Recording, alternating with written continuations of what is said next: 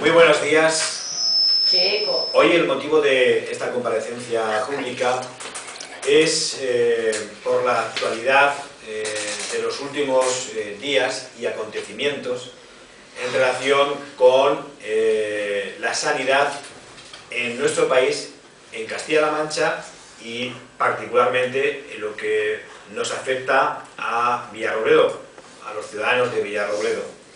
Hoy conocemos ya que lo que era una negación por parte del Partido Popular al final se ha convertido llana y sencillamente en una mentira, porque el Partido Popular se ha esforzado en los últimos meses, sobre todo cuando había elecciones, en decir que no iba a haber ningún tipo de copago, sobre todo en el ámbito sanitario.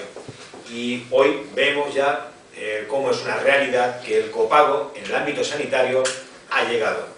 Es decir, ahora vamos a pagar varias veces por los medicamentos, porque una vez que se pagan las cotizaciones a la seguridad social, evidentemente, o se pagan impuestos, el Estado, el sistema público de sanidad en nuestro país, financia las medicinas, pero ahora hay que pagar además más. Pero sobre todo y especialmente es mucho más doloroso cuando ese pago recae sobre los más débiles, entendiendo aquellos que o ganan menos, como son los pensionistas, o precisamente aquellos que necesitan las medicinas porque se encuentran enfermos. Y hoy sabemos que en España los pensionistas van a pagar las medicinas. En Albacete, 68.500 personas que son pensionistas van a empezar a pagar el 10% de las medicinas. Y en Villarrobledo, cerca de 5.000 pensionistas van a empezar a pagar las medicinas. Y eso que no iba a haber copago. Y también hoy nos hacemos eco, en Villarrobledo, de algo que nos afecta muy directamente, y es que se ha pedido la dimisión de nuestro consejero de Sanidad de Castilla-La Mancha, el señor Echaniz. Y también hemos visto cómo a esa petición de cese se suma también críticas por parte del Partido Popular diciendo que es una cuestión política y que no se arme circo en relación con la sanidad en Castilla-La Mancha. Miren, para demostrar que no es una cuestión política, el hecho de que lo pida un partido político es el hecho de que lo pide también la sociedad de Castilla-La Mancha y sobre todo protagonistas de la sanidad, como son los médicos. Y yo creo que a los médicos no podemos ni debemos ponerles una etiqueta de un determinado partido político. Y los médicos no hacen ningún acto circense cuando también piden la dimisión del consejero. Y para que no sean mis palabras, sino las palabras de los propios médicos, me van a permitir que en varios minutos les lea la carta que el sindicato médico exige la dimisión del consejero de Sanidad por sus insultos a los facultativos. Y dice: este sindicato ha mantenido siempre el respeto debido a las autoridades sanitarias y en ningún caso ha hecho manifestaciones ofensivas hacia ninguno de los cargos del gobierno de Castilla-La Mancha.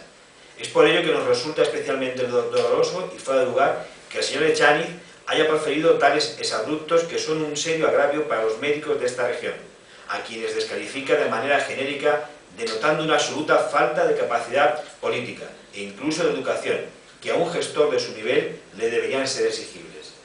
El consejero dice que los médicos debemos arrimar el hombro y es curioso que diga eso un consejero que sabe que los médicos de España son los más protagonistas, aunque no los únicos, de uno de los mejores sistemas públicos de salud del mundo, y que por tanto no debe ser su trabajo tan escaso como da a entender, sobre todo teniendo en cuenta que perciben a cambio de esa magnífica labor una de las retribuciones proporcionalmente más bajas de la Comunidad Europea.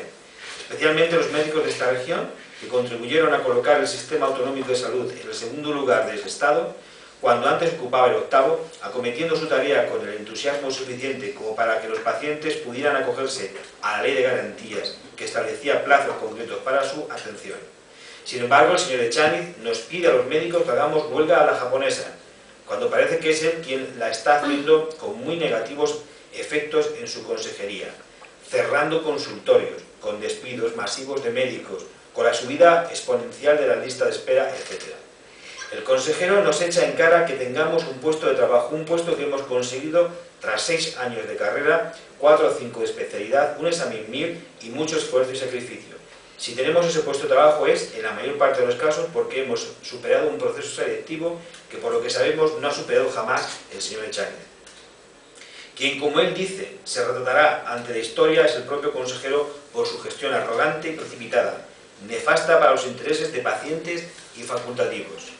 Nos acusa de estar fuera de contexto, mientras que quien puede que esté fuera de contexto es aquel que no ha atendido a un solo paciente en su vida profesional, y de ahí sus declaraciones tan absurdas y gratuitas.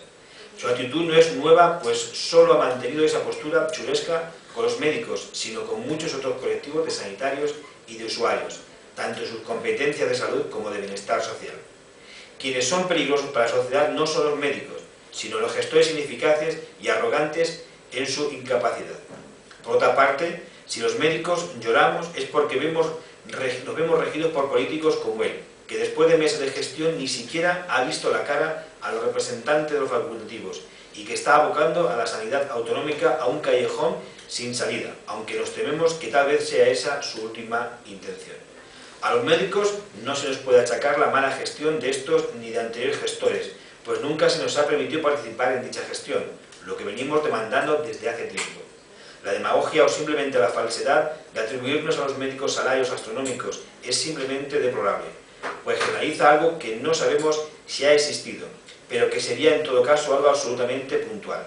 Por supuesto, el consejero no hace público su salario y el de sus cargos de confianza para que todos los conozcamos y podamos juzgar y opinar tan alegremente como él. Los salarios de los médicos llegan a ser mileuristas en el caso de los residentes y están en muchos casos en torno a los 2.500 euros, cantidades muy lejanas con toda certeza de la retribución percibida por el señor consejero. Por supuesto que el médico sabe dónde se puede ahorrar, aunque nunca se le haya preguntado, y aunque probablemente el señor Echaniz no le gustaría que se lo dijéramos, pues el mejor ahorro que puede tener el sistema autonómico de salud es el de su propio sueldo, el sueldo de un consejero que por insultar a los médicos debía dimitir inmediatamente o ser cesado si el gobierno de Castilla-La Mancha no quiere llevar al sistema a la catástrofe absoluta. El Comité Ejecutivo del Sindicato Médico de Castilla-La Mancha.